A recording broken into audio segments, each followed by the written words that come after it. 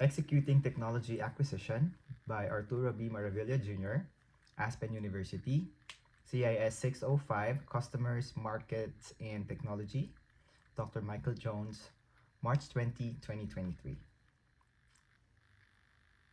Executing Technology Acquisition. Introduction. A merger must be properly planned and evaluated before being executed in order to avoid challenges that will inhibit the synergistic effect of combining the strengths of two companies. In this work, the author will identify a merger that was motivated by technology acquisition and discuss how the merger leverages technology to provide value to its customers.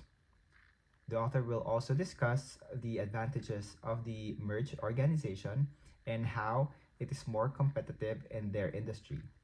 Lastly, the challenges faced by the merged organization will also be explored. The merger between Microsoft and LinkedIn.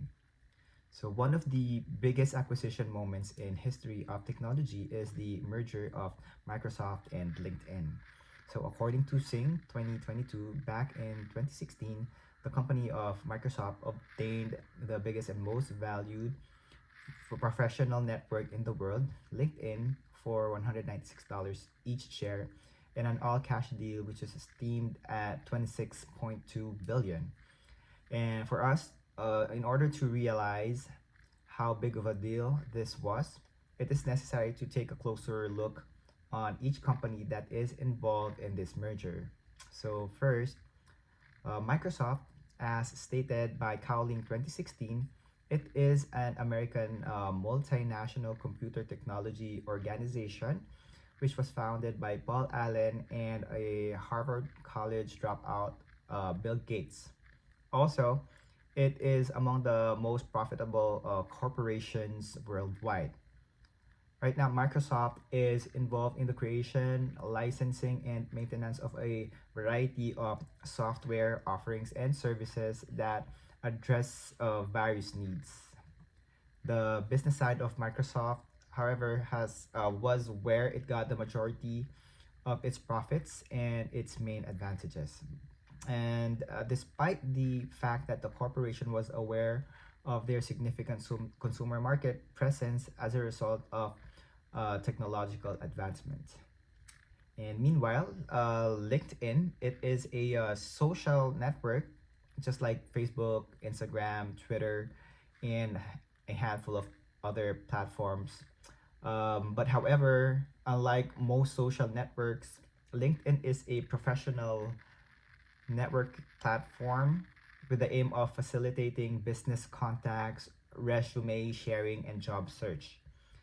LinkedIn is indeed a professional social networking site, but it also shares many features like what you do in Facebook, including connecting with friends or in case in LinkedIn case connections, making posts, exchanging and liking material, and instant messaging of fellow members, according to Johnson 2019. So the website also offers unique features such as fully functional career board where users are able to look for jobs and submit applications. Now that so many employment services are LinkedIn compatible, one might be able to share LinkedIn profile when looking for a job, and which save the trouble for or of meticulously filling out lengthy online form with your work history.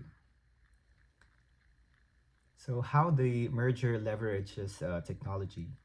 So both companies, Microsoft and LinkedIn, have their own strengths, market share, and advantages that can definitely leverage technology in order to provide a better value with the products or services they offer their customers. So according to Anderson 2016, the data or the professional social graph data provided voluntarily by users and collected by LinkedIn are the key components of the recently announced LinkedIn acquisition. So what happens is that because data is becoming significantly more valuable than the applications that people use, especially validated data about specific individuals. Microsoft provides LinkedIn new distribution channels and ways to make money off of the data. In addition, Microsoft's productivity search, advertising, and business software portfolios can also benefit from the social network data. These effects can actually maximize technology of both companies in order to provide enhanced and more comprehensive services to its partners and especially the customers. Moreover, the advantages brought about by the mergers can also challenge competing companies to innovate and try to develop strategies to compete with rival organizations, thus leading to a healthy competition. Benefits of the merge. So, in a highly competitive market that exists today, being able to make strategic moves such as mergers and acquisitions can help both parties in achieving their goals. So, according to a 2016, there are several reasons why the merger of Microsoft and LinkedIn is such a great move. So, first off, LinkedIn is not valued enough, and Microsoft is essentially spending less for LinkedIn than it is worth, even after adding a 48% markup to the current stock price. Perhaps Microsoft will indeed be capable of improving the use of LinkedIn's remarkable 400 million registered users. Also, it improves Microsoft's standing in the business market sector. When Microsoft's primary concentration is on the business market, it is unnecessary for it to invest in a consumer social media platform like Snapchat. So it will be able to get some social media street credit as a result of this transaction. Third, LinkedIn and Microsoft's Dynamics Cloud division works nicely together. Think about the potential synergy between LinkedIn Sales Navigator and Microsoft Dynamics. And last but not the least, despite numerous attempts to expand, Microsoft still remains weak on the mobile side. So compared to LinkedIn, on LinkedIn, mobile devices account for 60% of all of the traffic. So Microsoft might be able to capitalize on this fundamental competency and apply it to its other corporate resources like the Office 365. Challenges faced by the merge. Despite the advantages that the merge of Microsoft and LinkedIn was able to deliver, there are still certain drawbacks with this deal. According to the perspective of Levy 2016, there are a couple of reasons why the move could be a flop. So first, Microsoft is paying a significant price for LinkedIn. The company is valued at 91 times earnings before interest, taxes, depreciation, and amortization or EBITDA during the preceding 12 months at the acquisition price of 196 per share. So Microsoft is still paying 26 times EBITDA even if it was viewed at forward profit expectations. Comparatively, the business paid 46.7 times EBITDA for Skype and 40.7 times EBITDA for a quantitative an advertising technology firm it bought in 2007 for 5.5 billion. Next, if LinkedIn was successful, paying a significant premium won't be an issue. A significant portion of LinkedIn's employee compensation is stock based. So this gives its EBITDA a positive appearance, but the net earnings calculated in accordance with generally accepted accounting principles or GAAP is another matter. With 2.99 billion in revenue, LinkedIn lost 166 million the previous year. It can be assumed that LinkedIn would be approaching profitability at that size. In actuality, the reverse is taking place. It increased from a net loss of 16 million in 2014. From 2011 to 2013, it was profitable, but higher product development cost and reduced gross margin caused it to go back in the red.